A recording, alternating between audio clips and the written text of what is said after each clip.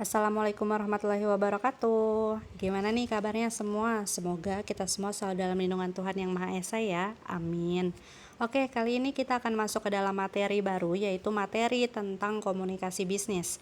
Dengan tujuan pembelajaran, yaitu agar kita dapat menerapkan dan melakukan komunikasi bisnis yang baik, tentunya setelah kita mendapatkan materi kali ini. Pokok bahasan yang akan kita bahas di sini ada 5.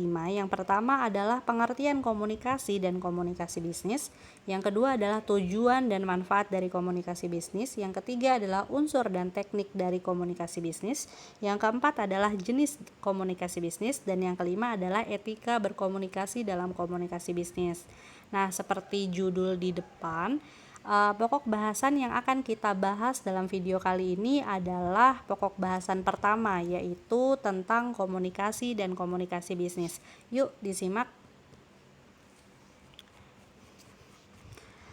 Pengertian dari komunikasi. Komunikasi merupakan komponen penting dalam suatu perusahaan, terutama bagi para pelaku dalam perkantoran. Tanpa adanya suatu komunikasi yang baik dalam suatu kantor, maka akan sulit mencapai tujuan yang telah ditetapkan. Pengertian dari komunikasi itu sendiri, kata komunikasi berasal dari bahasa Latin yaitu communication yang artinya adalah berbagi. Kata berbagi dapat diartikan menjadi milik bersama. Oleh karena itu, secara sederhana, komunikasi dapat diartikan sebagai suatu upaya mencapai kebersamaan. Secara luas, pengertian dari komunikasi adalah proses saling menukar informasi antar individu maupun kelompok melalui sebuah sistem yang lazim, baik dengan sinyal-sinyal, simbol-simbol, ataupun tindakan. Lambang yang paling umum digunakan dalam berkomunikasi yaitu bahasa verbal dalam bentuk kata-kata, frasa, kalimat, angka, ataupun tanda-tanda lainnya. Komponen komunikasi merupakan hal-hal yang harus ada supaya komunikasi dapat berlangsung dengan baik. Komponen komunikasi erat kaitannya dengan proses komunikasi. Nah, aspek-aspek dari komponen komunikasi ini antara lain adalah yang pertama, komunikator ataupun pengirim, yaitu orang yang mengirim pesan kepada orang ataupun pihak lain. Yang kedua adalah pesan, yaitu isi yang akan disampaikan oleh pengirim pesan atau satu pihak ke pihak lain. Lalu yang ketiga adalah saluran ataupun channel, merupakan media ataupun sarana yang berfungsi menyampaikan pesan. Dalam komunikasi tatap muka, saluran dapat berupa udara yang mengalirkan getaran nada ataupun suara. Selanjutnya yang keempat adalah penerima ataupun komunikan, yaitu orang ataupun pihak yang menerima pesan dari orang ataupun pihak lain. Yang terakhir adalah umpan balik ataupun feedback. Nah, umpan balik ini merupakan tanggapan ataupun reaksi, dapat berupa balasan dari penerima atas isi pesan yang telah disampaikan. Lalu bagaimana dengan komunikasi bisnis? Nah, secara etimologi, kata bisnis ini berasal dari bahasa Inggris yaitu business. Kata business merupakan pengembangan dari kata dasar yaitu busy. Dalam konteks individu, komunitas, ataupun masyarakat berarti sibuk. Sehingga bisnis dapat diartikan suatu kesibukan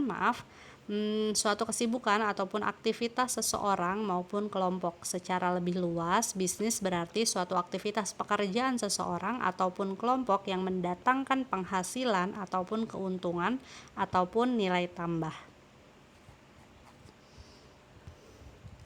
Pada dasarnya ada dua bentuk dasar dari komunikasi yang lazim digunakan dalam dunia bisnis. Yang pertama adalah komunikasi verbal dan komunikasi non-verbal. Masing-masing akan kita jelaskan secara terperinci. Oke, apa sih yang dimaksud dengan komunikasi verbal? Komunikasi verbal merupakan salah satu bentuk komunikasi untuk menyampaikan pesan-pesan bisnis kepada pihak lain, baik tertulis maupun lisan.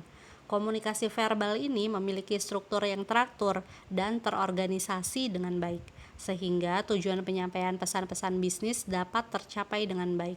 Dalam dunia bisnis, beberapa contoh komunikasi verbal yaitu penyampaian pesan melalui surat, memo, ataupun teknologi komunikasi modern. Selanjutnya ada juga rapat pimpinan, konferensi jarak jauh, chatting dengan teman sejawat melalui internet, briefing dengan karyawan, wawancara kerja, dan presentasi, serta melakukan negosiasi dengan pelaku bisnis lainnya.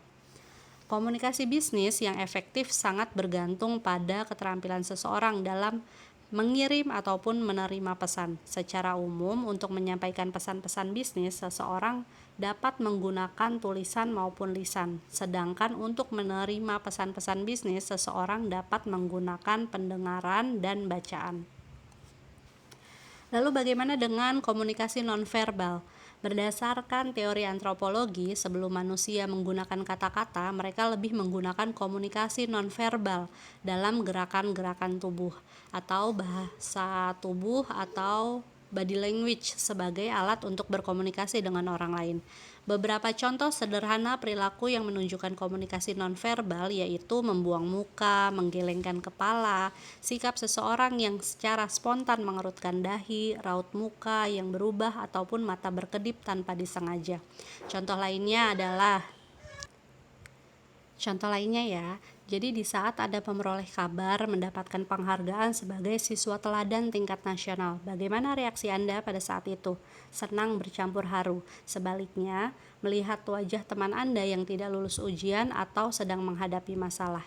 Nah, komunikasi nonverbal ini memiliki sifat yang kurang terstruktur dan lebih spontan dibandingkan komunikasi verbal dalam hal menyampaikan suatu pesan. Pada umumnya, sebelum menyampaikan sesuatu, seseorang sudah memiliki suatu rencana ataupun sadar tentang apa yang ingin dikatakan. Misalnya, seseorang berkata, "Tolong ambilkan buku itu," sedangkan nonverbal sering melakukan secara tidak sadar dan sering dilakukan dengan emosi. Contohnya pada saat seseorang mondar-mandir tanpa tujuan, lalu bersiul, mengerutkan dahi atau menggeretakkan gigi. Ekspresi dari seseorang baik senang maupun sedih merupakan bagian dari komunikasi nonverbal. Oke, sampai di sini dulu materi kita kali ini.